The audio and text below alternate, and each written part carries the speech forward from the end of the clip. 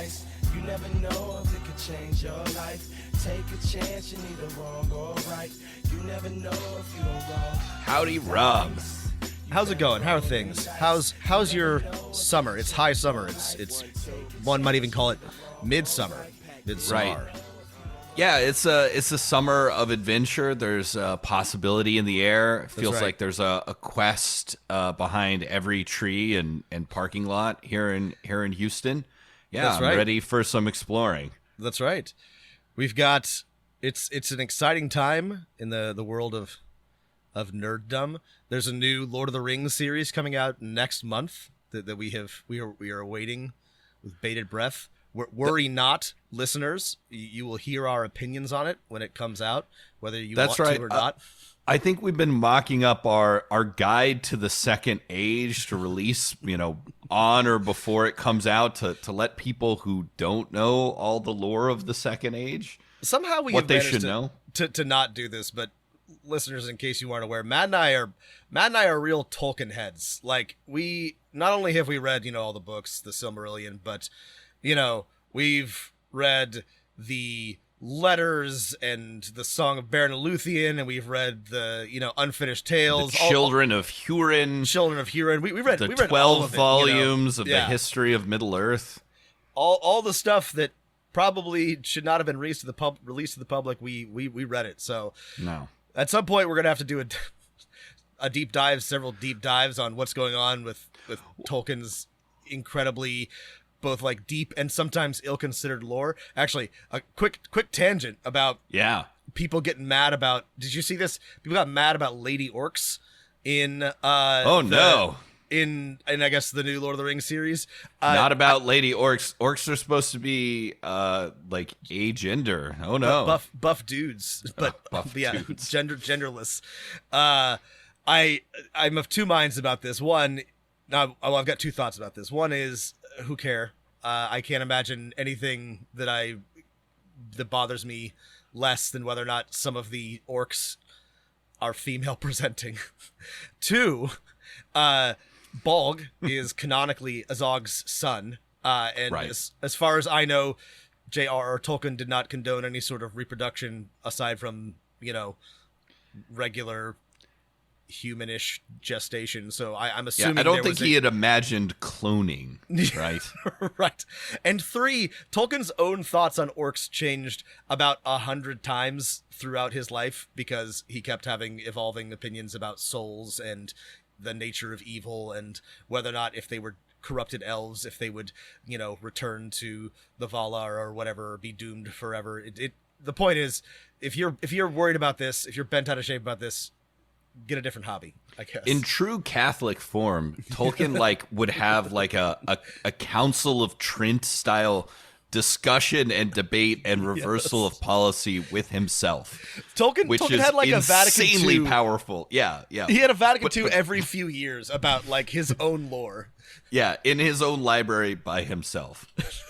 Insanely powerful stuff from Tolkien. This is why when everybody approaches world building, nobody will ever beat J.R.R. Tolkien, because as serious as every horrible nerd is that approaches their world building, no one has ever been more serious, more dedicated, more committed than J.R.R. Tolkien. He is still the GOAT.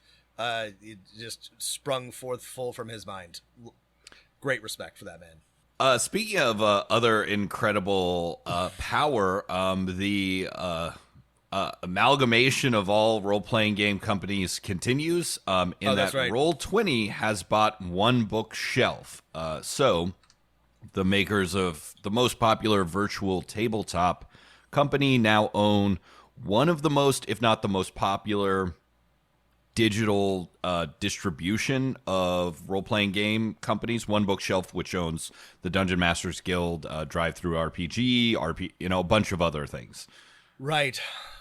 I don't know, the rapid consolidation of every industry often makes me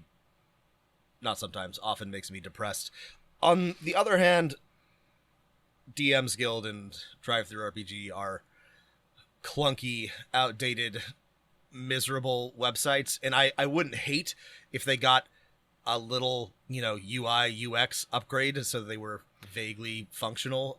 They still feel out of Web 1.0 from they really 2004. Yeah, they have not.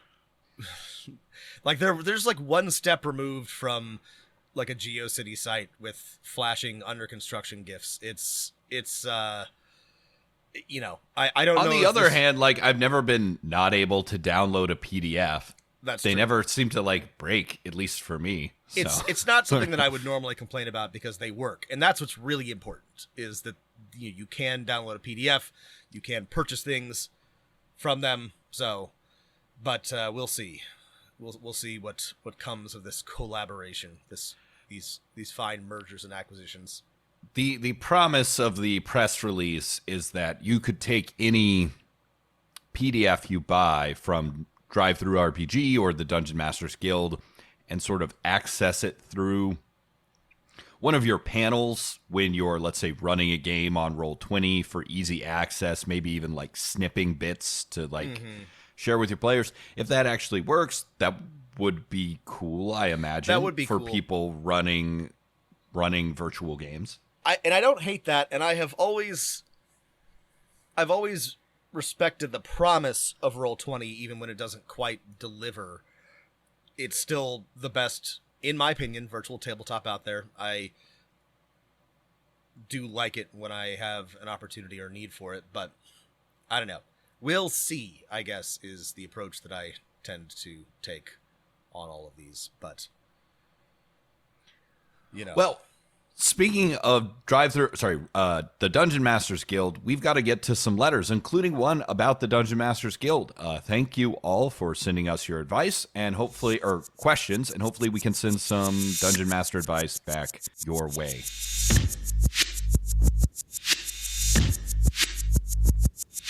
Well, Rob, shall we get to our very first letter? let's do it. Okay, this one's from Nathan.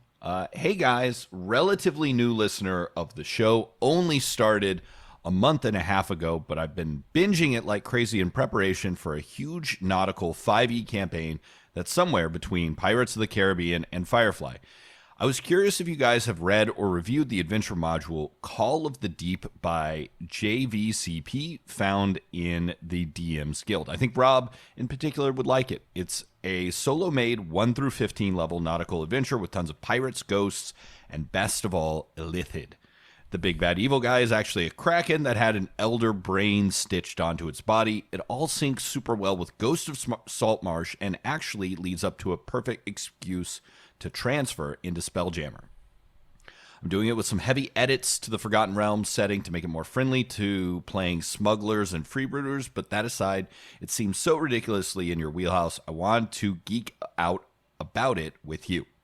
As a fellow Oregonian, happy DMing, and keep up all your amazing work, Nathan. Nathan, thank you for the heads up. I am not familiar with Call from the Deep, though I took a look at it after you emailed us, and it looks super rad.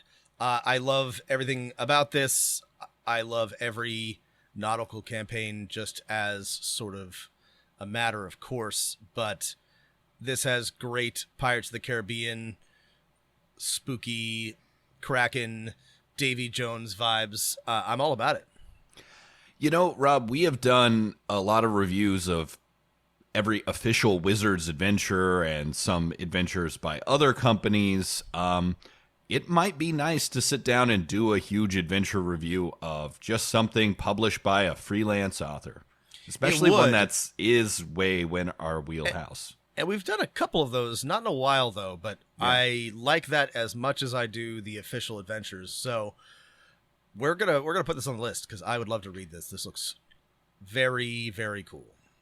Yeah, there's something, and I think Nathan hits on this in their letter, which is like there's something really great about a Firefly themed adventure, like the keep your ship running to get to the next place.